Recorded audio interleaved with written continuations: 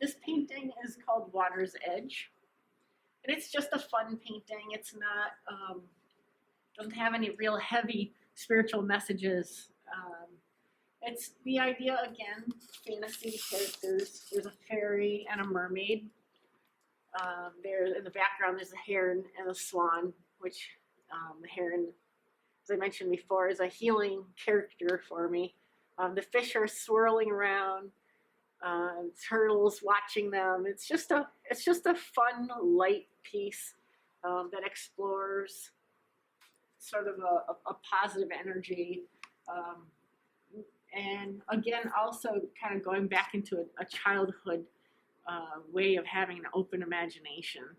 And I think as adults, we can get so caught up in the material realm that we lose the fun, we lose the excitement, we lose our imagination.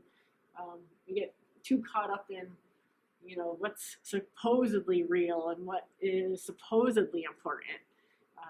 And often we find that, you know, the things that we thought were important aren't. And so, you know, it's just a sort of a message for people to lighten up and enjoy life, enjoy the unknown. This piece is called When Confronting the Giant, and is sort of similar. It's another fantasy piece, and it is actually the story of my daughter, who is this little character down here, had this as her dream. And as she was telling it to me, I just thought it would be a really fun painting. And so I started painting it. And as I was painting it, I also started thinking about the sort of metaphorical aspects of it, in terms of, you know, you've got this giant creature, this giant ogre, and this smaller sort of fairy angel type creature. And, you know, obviously they're outmatched in size, but you've got a village, a bunch of different characters who are all coming together to battle this giant. There's some little elfish figures in the back with their bows, and some little huts in the background. You've got these sort of elemental characters, and there's sort of villagers in the background just looking on and observing. You've got people with little babies. You've got people who are, you know, wounded from the battle. This little character, she actually seems sort of joyous, you know, in the fight, in the battle.